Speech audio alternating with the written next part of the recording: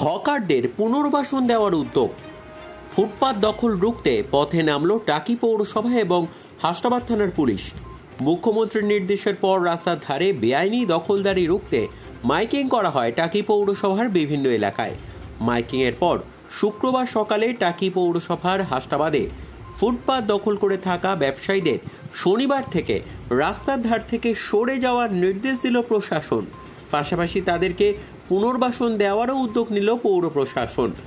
টাকির পৌরপ্রধান, উপপৌরপ্রধান সহ কাউন্সিলররা হাসনাবাদ থানার পুলিশের সহযোগিতায় টাকি পৌরসভা এলাকার হাসনাবাদ বাস স্ট্যান্ড, বনবিবি সেতু সংলগ্ন স্থানে ফুটপাতে দখলমুক্ত অভিযানে নামেন।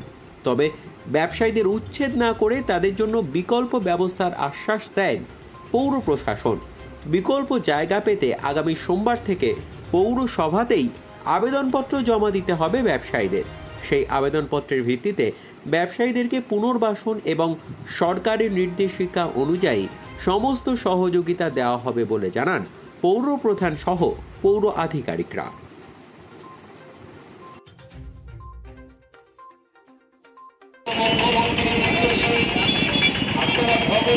মাননীয় পৌর প্রধান এবং উপপৌর প্রধান এবং সমস্ত কাউন্সিলরগণ এবং হাসনাবাদ পুলিশ স্টেশনের পক্ষ থেকে আমরা সকলে এখানে রাস্তার উপরে কেউ দোকান দেবেন না, দোকান তুলে নেন। সকলকে অনুরোধ করছি যে সকল ব্যবসায়ীরা রাস্তার উপরে দোকান দিয়ে দাঁড়িয়ে আছেন, বেচাকেনা করছেন, আপনারা সুস্থভাবে আপনাদের প্রত্যেকেই অনুরোধ করছি, বিশেষভাবে অনুরোধ করছি আপনারা আপনাদেরকে জানাই যারা রাস্তার উপরে বসে ব্যবসা করছে পৌরসভা থেকে পুনর্বাসন দেওয়ার জন্য ফর্ম দেওয়া হবে। যারা সোমবারে গিয়ে জায়গা নির্ধারিত করা হবে সেই জায়গায় আপনারা দোকান বসাতে পারবেন।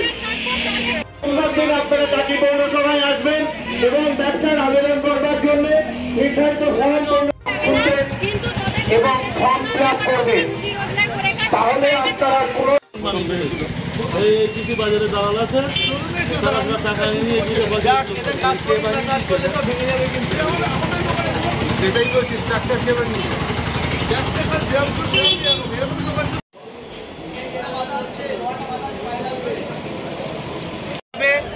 ফর্ম দেওয়া হবে। তোমাদের জন্য আলাদা জায়গা করে দেওয়া হচ্ছে পৌরসভার তরফ থেকে।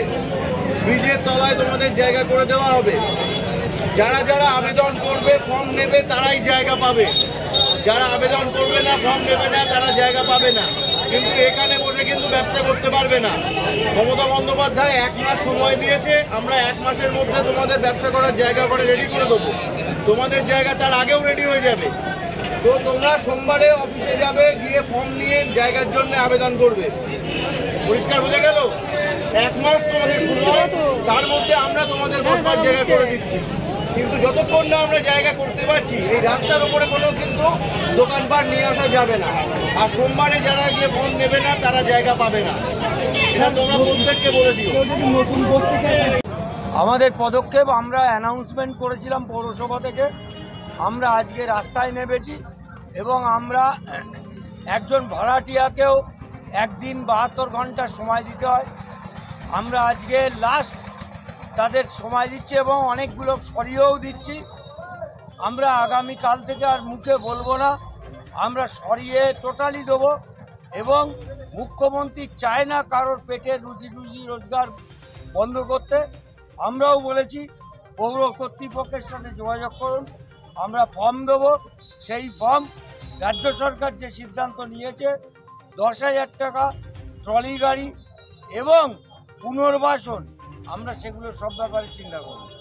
আমি, আমার উপপৌরপ্রধান, আমার কাউন্সিলররা, ওসি আইসি হাসনাবাদ, প্রশাসন, সবাই আমরা আজকে রাস্তায় নেব।